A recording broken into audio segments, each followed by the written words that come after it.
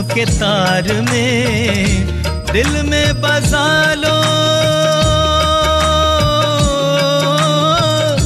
दिल में बसा लो, बुला लो साकार में, समा जाए हम रूहानी प्यार में।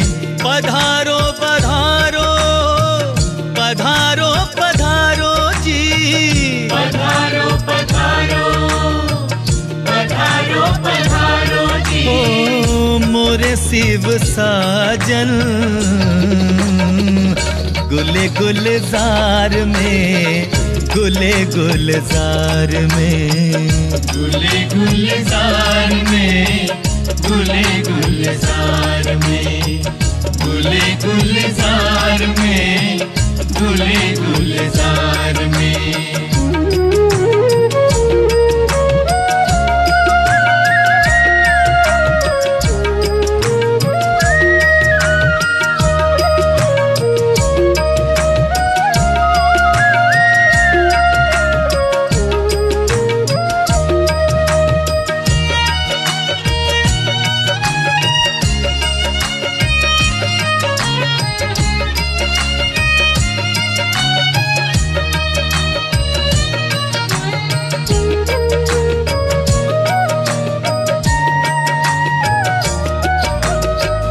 तिरसठ जन्मों से प्यासी नजरिया,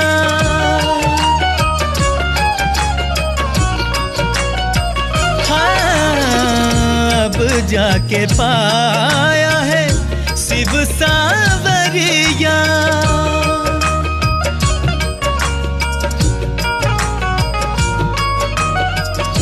तिरसठ जन्मों से प्यासी नजरिया, अब जाके पाया है शिव सावरिया। शिव सावरिया, शिव सावरिया, पल के बिछाई है राहों में, ले लो हमें भी अपनी बाहों में। पधारो पधारो पधारो पधारो जी, पधारो पधारो जी, मोरे शिव साजन गुले गुलजार में, गुले गुलजार में, हाँ गुले गुलजार में, गुले गुलजार में।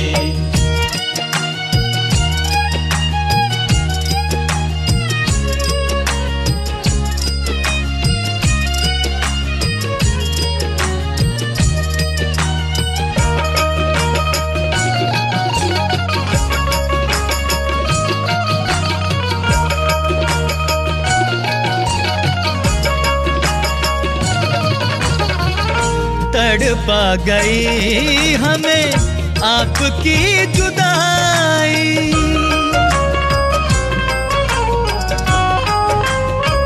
हाँ काशी करवटों में जाने भी गवाई।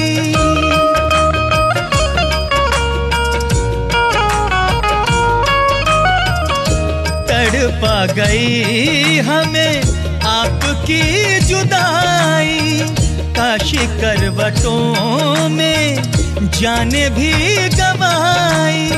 हो तुम्हें ढूंढते थे काम था न दूजा, फूलों से हमने पत्थरों को पूजा। सोमनाथ मेरे पधारो, अंबरनाथ मेरे पधारो, सब नाथों के नाथ पधारो जी। गुले गुलजार में, गुले गुलजार में, हाँ गुले गुलजार में, गुले गुलजार में।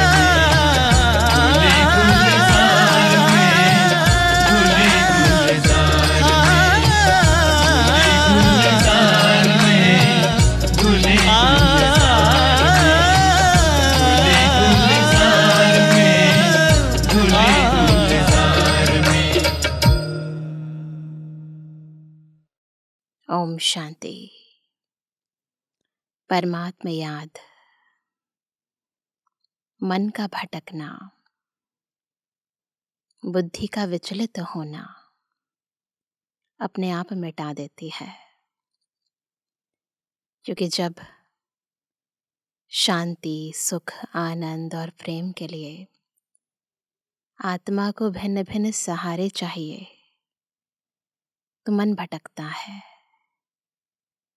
जब बुद्धि सही निर्णय नहीं ले पाती, सही और गलत का अंतर नहीं कर पाती, तो विचलित होती है। लेकिन जब एक शिव बाबा मिल जाता है, जो सर्व प्राप्तियों की स्क्रीन है, जो सर्व गुणों का सागर है, जो ज्ञानदाता है, जो सर्वशक्तिमान है, तो मन बुद्धि स्वतः एकाग्र हो जाती है। दोनों स्वच्छ हो जाती हैं और व्यभिचारी से अव्यभिचारी बन जाती हैं। और यही एकता, एक धर्म, एक राज्य की स्थापना करने का आधार बन जाती है। तो आज की मुरली में बाबा विशेष हमें एक व्रता रहना सिखा रहे हैं। एक की याद में रहकर उसे याद में डूब जाना सिखा रहे हैं। कर्म के संबंध इन सबसे उपराम होकर कर्मातीत बनना सिखा रहे हैं। तो भी हम सुनते हैं बाबा के मधुर महावाक्य। आज है 28 मई 2024। बाबा के मधुर महावाक्य हैं, मीठे बच्चे, बाप है सर्व संबंधों के प्यार की स्क्रीन। एक मीठे माशूक को याद करो तो बुद्धि सब तरफ से हट जाएगी। प्रश्न है, कर्मातीत बनने का सहज पुरुषार्थ व युक्ति कौन सी है? सहज पुरुषार्थ और युक्ति क्या है? उत्तर है, भाई भाई की दृष्टि को पक्का करने का पुरुषार्थ करो। बुद्धि से एक बाप के सिवाय और सब कुछ भूल जाए।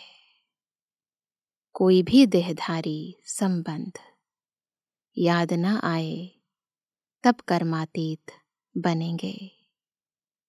अपने को आत्मा, भाई भाई समझना, यही पुरुषार्थ की मंजिल है। भाई भाई समझने से देह की दृष्टि, विकारी ख्यालात खत्म हो जाएंगे। न देह की दृष्टि होगी, न विकारी ख्यालात होंगे। ओम शांति। डबल ओम शांति। डबल कैसे है? यह तो तुम बच्चों की ही बुद्धि में है। देखने में तो एक ही शरीर आता है, परंतु डबल ओम शांति क्यों बोला बाबा ने, ये हमें ही समझ में आता है। बाप भी बच्चों को ही बैठ समझाते हैं। पहले तो बाप का निश्चय होना चाहिए, क्योंकि यह बाप भी है, टीचर भी है, गुरु भी है। यूं तो लौकिक रीति से अलग अलग होते हैं।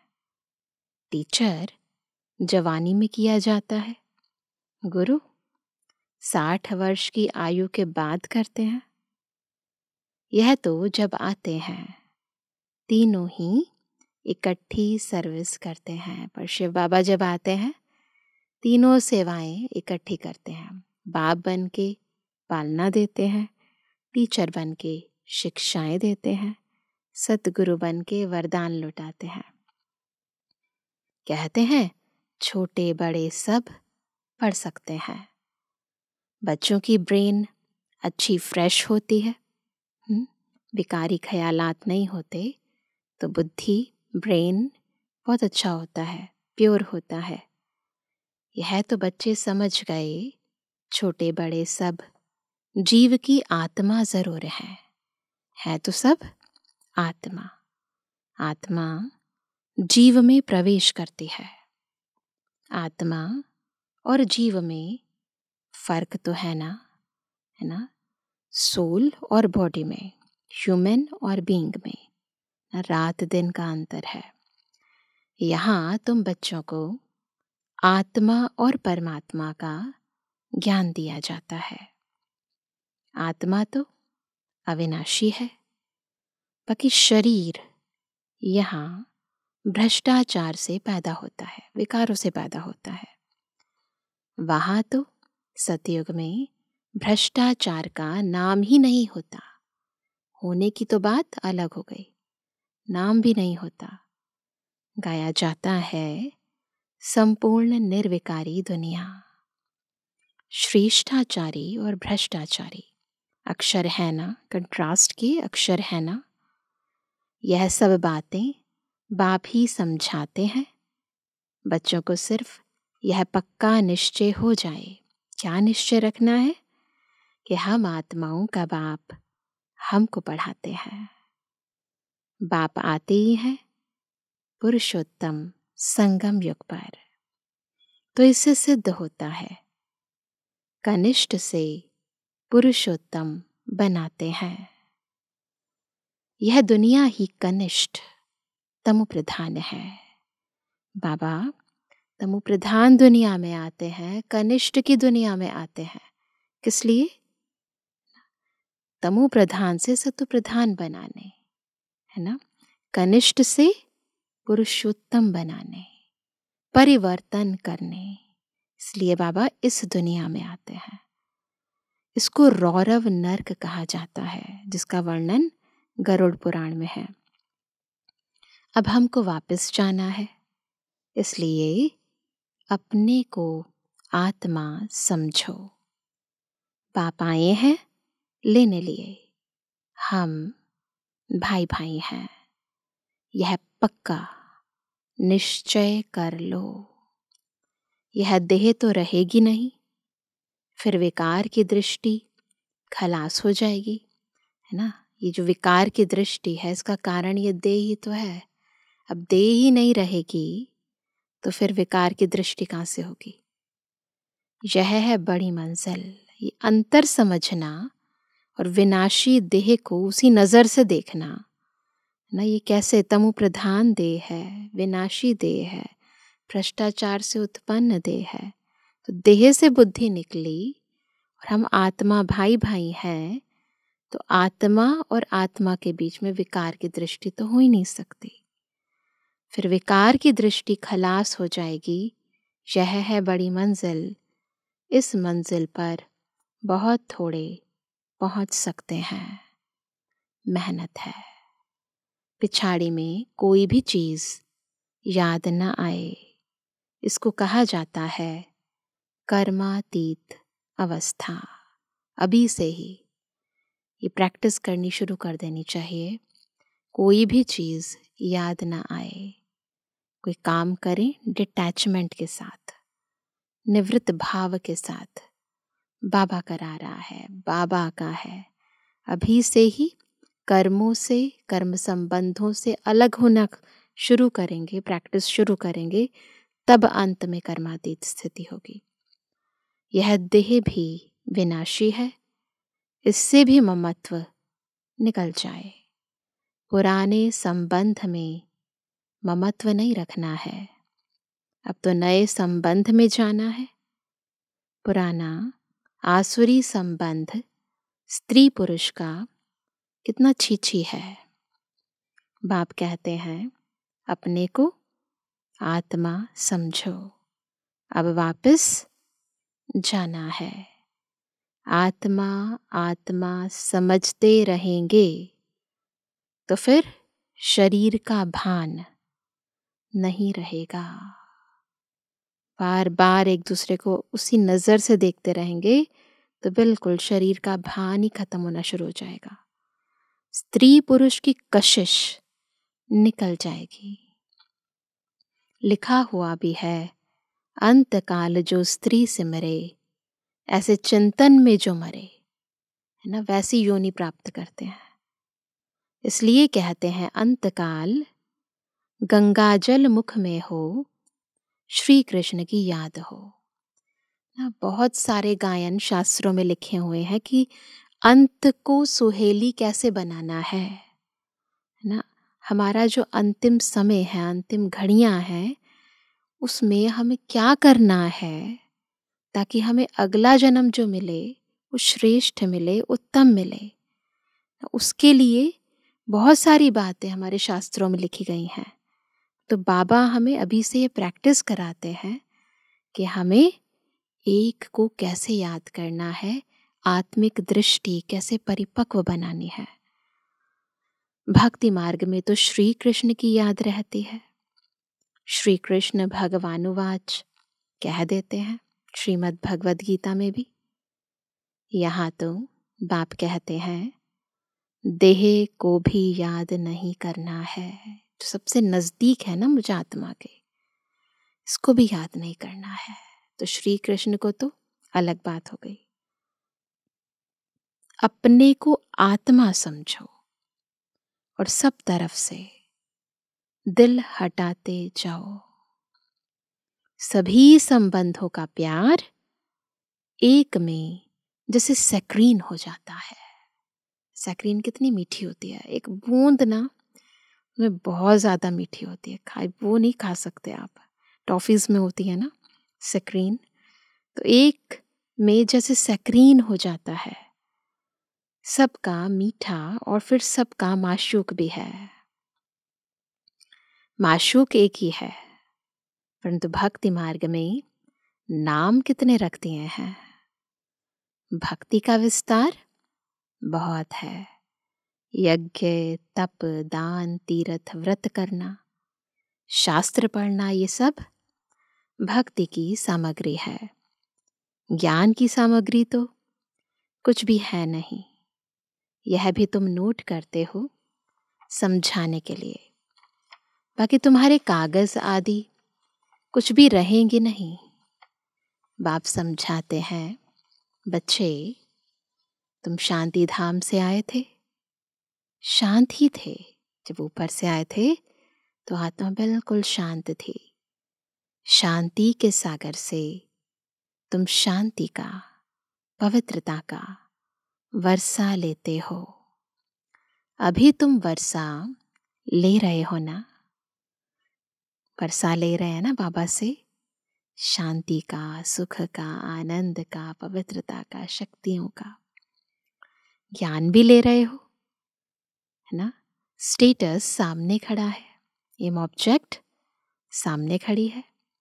यह ज्ञान सिवाय बाप के और कोई दे ना सके। यह है रूहानी ज्ञान। रूहानी बाप एक ही बार आते हैं, किस लिए? रूहानी ज्ञान देने लिए। उनको कहते भी हैं पतित पावन। सुबह को बच्चों को बैठ ड्रिल कराते हैं। अमृत वेले बाबा बच्चों को ड्रिल कराते हैं। वास्तव में इसको ड्रिल भी नहीं कहा जाए। आप सिर्फ कहते हैं, योग भी नहीं कह सकते, ड्रिल भी नहीं कह सकते। ये तो समझाने के लिए थोड़ा बता देते हैं, परंतु आप सिर्फ कहते हैं बच्चे अपने को आत्मा समझ मुझे याद करो। कितना सहज है। तुम आत्मा हो ना, कहाँ से आए हो? परम धाम से आए हो ना। इस शरीर में पाठ बजाने, पाठ बजाते बजाते अब नाटक पूरा हुआ। अब देखो आत्माओं को देखकर बात कर रहे हैं और आत्माओं को ही कह रहे हैं कि देखो इतने जन्म लिए, है ना, पाठ पूरा हो गया, अभी तो घर जाना है ना। नाटक भी खत्म हो रहा है। आत्मा पतित बनी तो शरीर भी पतित बना है। सोने में ही एलॉय पड़ती है, फिर उनको गलाया जाता है। एलॉय पड़ गई, अब प्योर बनाने के लिए गलाया जाता है। वह सन्यासी लोग ऐसे अर्थ कभी नहीं समझाएंगे। वो तो ईश्वर को जानते ही नहीं। बाप से योग रखो यह मानते ही नहीं। बाप जो सिखलाते हैं वह और कोई सिखला ना सके। इसमें तो प्रैक्टिकल में मेहनत करनी होती है ना। बतलाया भले है शास्त्रों में भी कि हम आत्मा हैं, पर सिखलाया किसी ने नहीं है। बाप तो कितना सहज करके समझाते हैं, गाते भी हैं, पतित पावन है, सर्वशक्तिमान है। उसे शिव बाबा को ही, उसे ही श्री श्री कहा जाता है। और श्री कहा जाता है देवताओं को, उनको शोभता है। बाकी इस दुनिया के जितने भी मनुष्य आत्माएं, उनको श्री शब्द नहीं शोभता है। भले लगाते हैं पर शोभता नहीं है, क्योंकि पवित्र नहीं है ना कोई। उन्हों की आत्मा और शरीर दोनों पवित्र है देवताओं की। आत्मा को तो कोई निर्लेप कह ना सके, क्योंकि लेप तो लगता है। आत्मा ही 84 जन्म लेती है, परंतु मनुष्य न जानने के कारण अनराइटियस बन पड़े हैं। एक बाप ही आकर राइटियस बनाते हैं, रावण अनराइटियस बनाते हैं। चित्र तो तुम्हारे पास है, बाकी ऐसा 10 शीश वाला रावण कोई होता नहीं है, न प्रैक्टिकली कोई नहीं होता है। सतयुग में तो रावण है नहीं, ये 5 विकार है ही नहीं, यह तो क्लियर है। परंतु जो सुनने वाले होंगे वह कहेंगे यहाँ का सैपलिंग है। कोई थोड़ा सुनेंगे, कोई बहुत भी सुनेंगे। बाबा ने कहा भक्ति मार्ग का देखो विस्तार कितना है। अनेक प्रकार के भक्त हैं, और फिर पहले से ही सुना है, भगाते थे। श्री कृष्ण के लिए भी कहते हैं ना, भगाया। यहाँ पर भी यज्ञ के आदि में यही कहा ना, भगाया, है ना। दादा लेखराज ने भगाया, और वहाँ पर शास्त्रों में भी यही वर्णन है कि श्री कृष्ण ने भगाया। फिर ऐसे श्री कृष्ण को प्यार क्यों करते हैं, पूजते क्यों हैं? तो बाप बैठ समझाते हैं, श्री कृष्ण तो फर्स्ट प्रिंस है। वह तो कितना बुद्धिवान होगा, सारे विश्व का मालिक क्या कम बुद्धिवान होगा? वहां उन्हों को वजीर आदि होते नहीं, राय लेने की दरकार नहीं। राय लेकर तो संपूर्ण बना है, फिर राय क्या लेंगे? श्रीमत से श्री कृष्ण की आत्मा श्री कृष्ण बनी है, फिर अब और किसी की राय की क्या जरूरत है? तुमको आधा कल्प कोई की राय नहीं लेनी होती है, न सतयुग में न त्रेता में।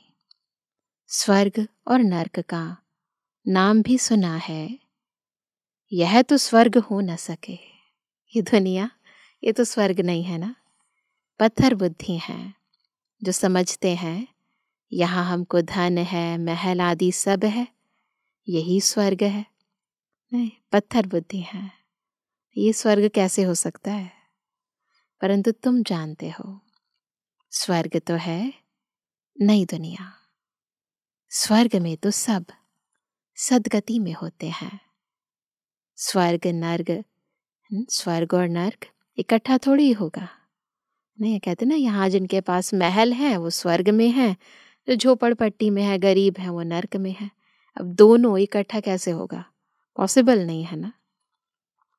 स्वर्ग किसको कहा जाता है, उसकी आयु कितनी है, यह सब बाप ने तुम्हें समझाया है। दुनिया तो एक ही है, दुनिया एक है, यहीं पहले स्वर्ग है और यहीं बाद में नर्क है। नई को सतयुग, पुरानी को कलयुग कहा जाता है। अब भक्ति मार्ग खलास होना है, क्योंकि न सतयुग में न त्रेता में, 2 युगों तक भक्ति का अंश भी नहीं है। भक्ति के बाद चाहिए ज्ञान। सभी जीवात्माएं पाठ बजाते बजाते पतित बने हैं। यह भी बाप ने समझाया है। हम पतित बन गए हैं ना, ये बात भी बाबा ने ही समझाई है। नहीं तो हमें कोई रियलाइजेशन नहीं था। भले आरतियों में गाते रहे परंतु रियलाइजेशन नहीं था, कोई अंदर महसूसता नहीं थी इस बात की। तो बाबा ने कहा ये भी बाबा ने समझाया है। तुम सुख जास्ती पाते हो, 3/4 है सुख। ऐसा नहीं है द्वापर में आपको दुख होना शुरू हो जाएगा। इतनी जल्दी आत्मा में, है ना, इतनी तमो प्रधानता नहीं आती है, इम्प्योरिटीज नहीं आती है, धीरे धीरे आते हैं। तो 3/4 तो सुख, बाकी 1/4 है दुख। इसमें भी जब तमो प्रधान हो जाते हैं ना, सतो, पहले सतो प्रधान, फिर सतो, फिर रजो, फिर तमो प्रधान जब हो जाते हैं तब दुख जास्ती होता है।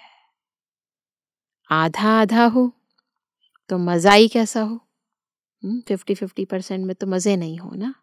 तो एंड में आकर हमें थोड़ा दुख होता है। मजा तब है जबकि स्वर्ग में दुख का नाम निशान नहीं रहता।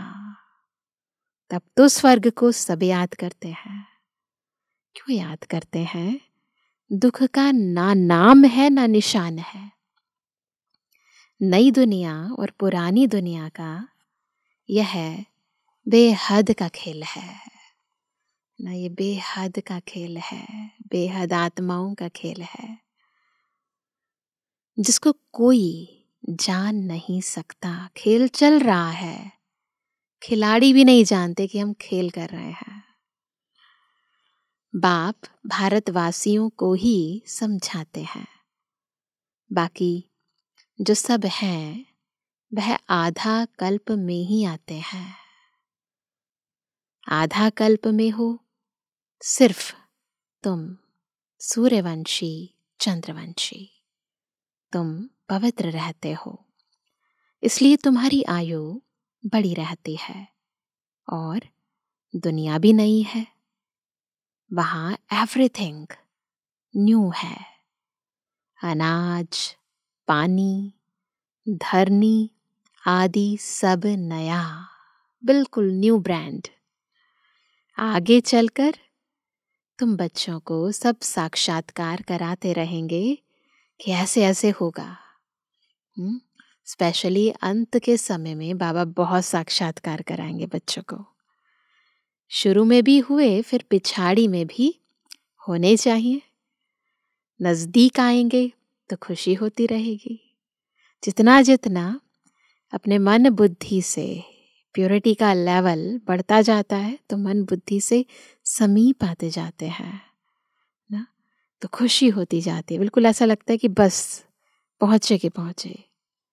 मनुष्य बाहर देश से अपने देश में आते हैं तो खुशी होती है ना। तो अभी तक हम पराये देश में रावण के राज्य में थे, और जब हमारा राज्य राम राज्य नजदीक आएगा तो कितनी खुशी होगी। कोई बाहर में कहाँ मरते हैं तो उनको एरोप्लेन से भी अपने देश में ले आते हैं। सबसे फर्स्ट क्लास पवित्र ते पवित्र धरनी भारत है। भारत की महिमा को तुम बच्चों के सिवाय और कोई जानते ही नहीं। भले दुनिया वाले भी देश की महिमा करते हैं, वो तो अलग अलग देशों के लोग भी अपने अपने देशों की महिमा करते हैं, लेकिन ये भारत भूमि कितनी महान है, इसकी महानता की यथार्थता केवल बाबा जब हमें बताते हैं तो हमको पता चलता है। कितना महान तीर्थ है जहाँ खुद भगवान आते हैं। तो बाबा ने कहा वंडर ऑफ द वर्ल्ड है। क्या स्वर्ग, वंडर ऑफ द वर्ल्ड है ना, उसका नाम है स्वर्ग। यहीं परमात्मा आते हैं, यहीं देवी देवताएं आते हैं, यहीं स्वर्ग था, है ना। वह जो वंडर्स दिखाते हैं दुनिया में वह है सब नर्क के। यहाँ नर्क के वंडर्स, बाबा ने कहा कहाँ नर्क के वंडर्स, कहाँ स्वर्ग के। रात दिन का फर्क है दोनों में। नर्क के वंडर्स भी बहुत मनुष्य देखने जाते हैं ना दुनिया में। कितने ढेर मंदिर हैं, वहाँ तो मंदिर होते नहीं, नेचुरल ब्यूटी रहती है। मनुष्य बहुत थोड़े होते हैं, सुगंध आदि की भी दरकार नहीं रहती है। परफ्यूम नहीं लगाना पड़ेगा, डियो नहीं लगाना पड़ेगा। हर एक को अपना अपना फर्स्ट क्लास बगीचा रहता है। फर्स्ट क्लास फूल होते हैं, बिल्कुल अपनी आंखों के सामने वो चित्र ले आए। हर एक का अपना फर्स्ट क्लास बगीचा है ना, उसमें फर्स्ट क्लास फूल। वहाँ की तो हवा भी फर्स्ट क्लास होगी। अभी देखो गर्मी के मौसम में कितनी गर्म हवाएं चलती हैं। गर्मी आदि कभी तंग नहीं करेगी, सदैव बाहरी मौसम रहेगा। तो जब नर्क के अंदर हम देखें आसपास तो याद करें अपने स्वर्ग को, उसका आह्वान करें, है ना। ऐसी तपस्या करें कि हमारी वो दुनिया जल्दी से जल्दी आ जाए। अगरबत्ती की भी दरकार नहीं, स्वर्ग का तो नाम सुनते ही क्या हो जाता है, मुख पानी होता है। जैसे कोई मीठी चीज़, कोई आपकी डिलीशियस चीज़ जो आपको पसंद हो, उसकी सुगंध आती है या उसको देख भी लेते हैं तो मुंह में पानी आ जाता है। तो वैसे ही स्वर्ग के बारे में सोचते ही मुख पानी हो जाता है। तो मुख पानी होता है, तुम कहेंगे ऐसे स्वर्ग में तो झट पहुंचे, क्योंकि तुम स्वर्ग को जानते हो। परंतु फिर दिल कहती है, एक दिल कहती है कि जल्दी जल्दी पहुंच जाए, फिर दिल क्या कहती है, अभी तो हम बेहद के बाप के साथ हैं, बाप पढ़ाते हैं, ऐसा चांस फिर थोड़ी मिलेगा। सतयुग, त्रेता युग, पूरा एक एक युग है, परंतु बाबा के साथ मिलने का चांस केवल थोड़ा सा समय है। संगम युग भी जाने वाला है, फिर ये चांस तो नहीं मिलेगा ना। यहाँ मनुष्य मनुष्य को पढ़ाते, वहाँ देवताएं देवताओं को पढ़ाएंगे। यहाँ तो संगम पर तो बाप पढ़ाते हैं। रात दिन का फर्क है। कितनी खुशी होनी चाहिए।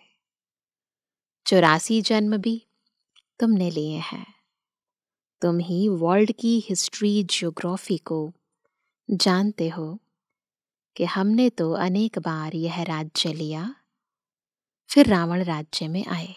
अब बाप कहते हैं तुम एक जन्म पवित्र बनो तो 21 जन्म तुम पावन बन जाएंगे। क्यों नहीं बनेंगे? परंतु माया ऐसी है जो भाई बहन की भी दाल नहीं गलती, कच्चे रह जाते हैं। दाल गले तब जब अपने को आत्मा समझ भाई भाई समझो, देह का भान निकल जाए। यह है मेहनत, स्त्री पुरुष का भी भान ना हो। सहज भी बहुत है। कोई को कहेंगे बहुत डिफिकल्ट है तो उनकी दिल हट जाएगी। अगर आप उन्हें कहोगे बहुत डिफिकल्ट है तो थोड़ी ना ज्ञान में आएंगे। इसलिए इसका नाम ही है सहज याद। ज्ञान भी सहज है। 84 के चक्र को जानना है। पहले पहले बाप का परिचय देना है। बाप की याद से ही आत्मा की जंक उड़ जाएगी और पवित्र दुनिया का वर्षा पाएंगे। पहले बाप को याद करो। भारत का प्राचीन योग ही कहते हैं, जिससे भारत को विश्व की बादशाही मिलती है। प्राचीन कितने वर्ष हुए? तो लाखों वर्ष कहते। शास्त्रों में लाखों वर्ष लिखा है। तुम जानते हो कितने वर्ष हैं? 5000 वर्ष की बात है। वही राजयोग फिर से बाप सिखला रहे हैं। इसमें मूंझने की दरकार ही नहीं।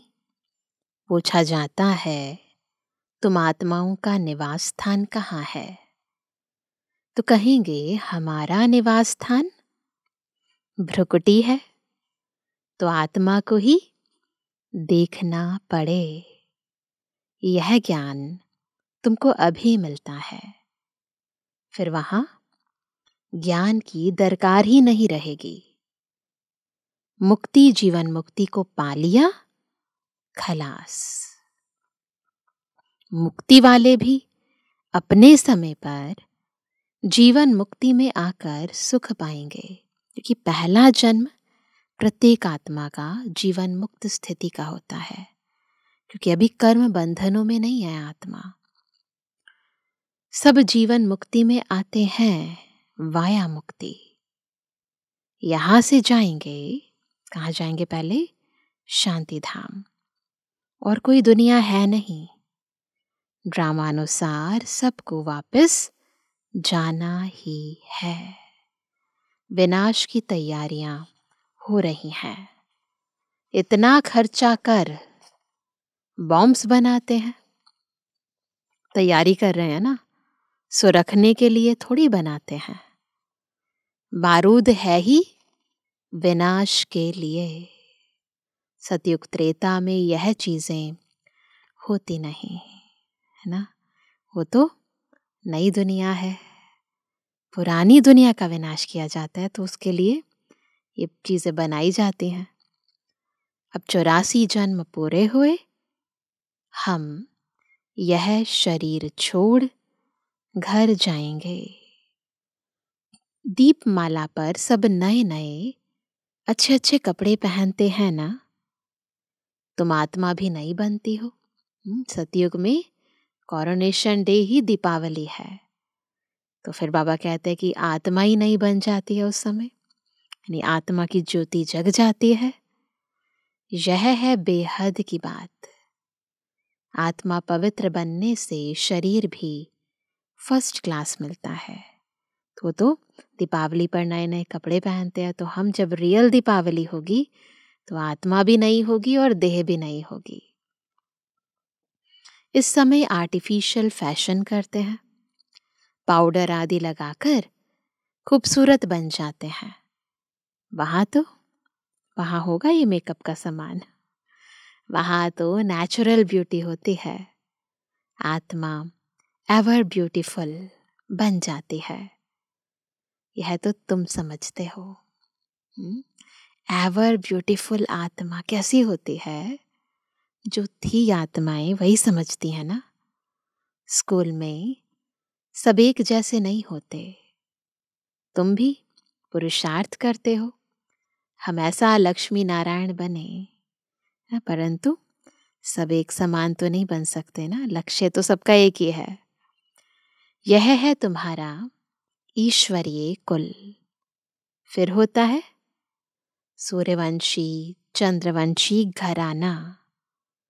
तुम ब्राह्मणों में राजाई नहीं है, तुम अभी संगम पर हो। कलयुग में अब राजाई है नहीं। भल कोई राजाई रह भी जाती, नील तो कभी होती नहीं। अब तुम यह बनने लिए पुरुषार्थ कर रहे हो। देखेंगे हम आत्माएं भाई भाई है और वह है बाप। बाप कहते हैं एक दो को भाई भाई देखो। तीसरा नेत्र ज्ञान का तो मिला है। तुम आत्मा कहाँ निवास करती हो? आत्मा भाई पूछता है आत्मा कहाँ रहती है? तो कहते हैं यहाँ भ्रुकुटी में। ज्ञान सुनाते हैं ना, एक दो को पूछते हैं ना। आत्मा भाई है वो मेरा, वो मुझसे पूछता है आत्मा कहाँ रहती है, तो मैं बताती हूँ कि भ्रुकुटी में रहती है। देखने का नजरिया, समझाने का तरीका बदल गया। यह तो कॉमन बात है ना। एक बाप के सिवाय कुछ भी याद ना आए। पिछाड़ी में तो शरीर भी ऐसे बाप की याद में छूटे। यह प्रैक्टिस पक्की करनी है। क्या प्रैक्टिस? बस एक बाबा की याद रहे और किसी की याद ना आए। अच्छा, मीठे मीठे सर्व से एबल आज्ञाकारी बच्चों पर माता पिता बाप दादा का याद द्वारा गुड मॉर्निंग। रूहानी बच्चों की रूहानी बाप दादा को गुड मॉर्निंग, नमस्ते नमस्ते नमस्ते। धारणा के लिए मुख्य सार। पहला, सतयुग में फर्स्ट क्लास सुंदर शरीर प्राप्त करने के लिए अभी आत्मा को पावन बनाना है, कट उतार देनी है। आर्टिफिशियल फैशन नहीं करना है। दूसरा, एवर पवित्र बनने के लिए प्रैक्टिस करनी है कि एक बाप के सिवाय कुछ भी याद न आए। यह देह भी भूली हुई हो। भाई भाई की दृष्टि नेचुरल पक्की हो।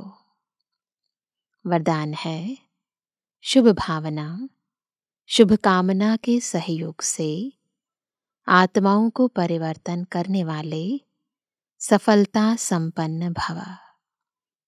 सफलता संपन्न कैसे बनेंगे? जब शुभ भावना शुभ कामना के सहयोग से आत्माओं को परिवर्तन करेंगे।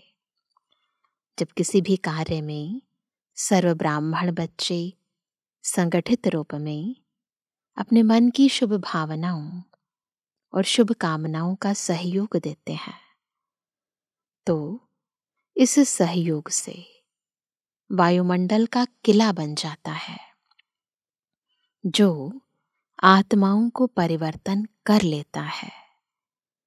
जैसे 5 अंगुलियों के सहयोग से कितना भी बड़ा कार्य सहज हो जाता है, ऐसे हर एक ब्राह्मण बच्चे का सहयोग सेवाओं में सफलता संपन्न बना देता है। सहयोग की रिजल्ट सफलता है। तो सर्व के सहयोग से हमारा सुखमय संसार बन जाता है। स्लोगन है, कदम कदम में पद्मों की कमाई जमा करने वाला ही सबसे बड़ा धनवान है।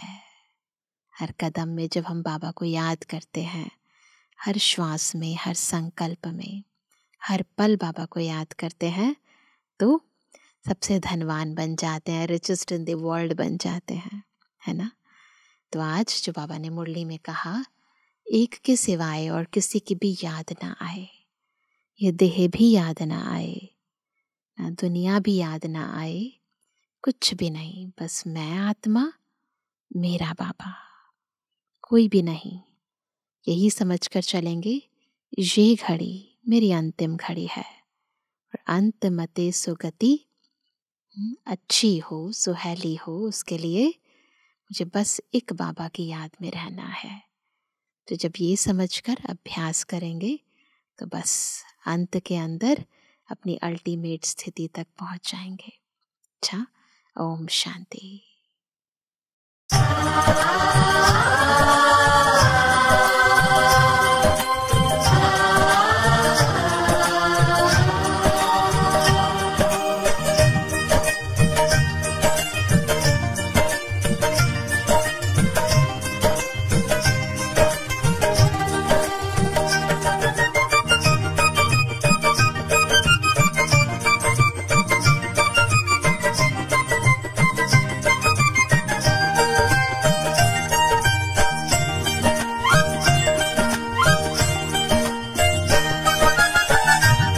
चले प्यार देते चले, प्यार प्रभु का लुटाते चले, देते चले प्यार देते चले, प्यार प्रभु का लुटाते चले। दीप राहों में जलने लगेंगे, जीवन सभी के संवरने लगेंगे। देते चले प्यार देते चले, प्यार प्रभु का लौटाते चले।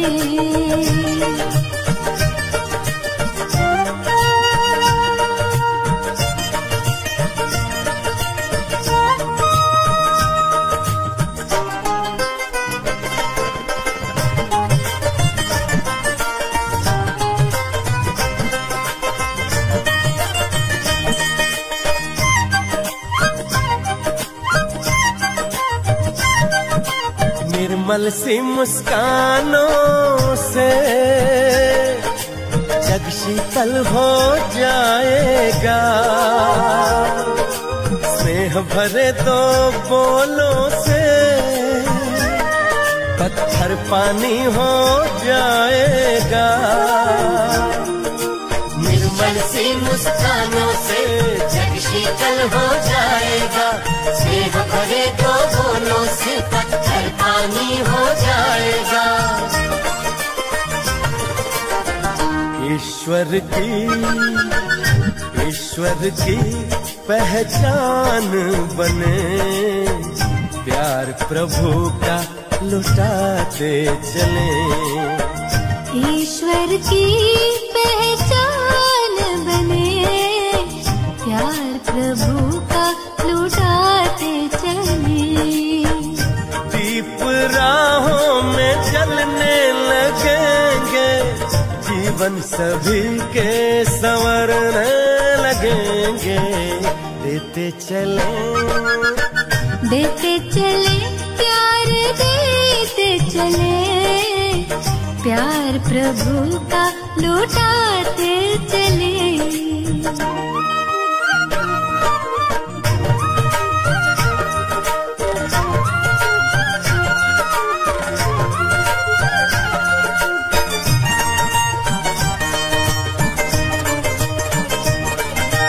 साया करने वाले बादल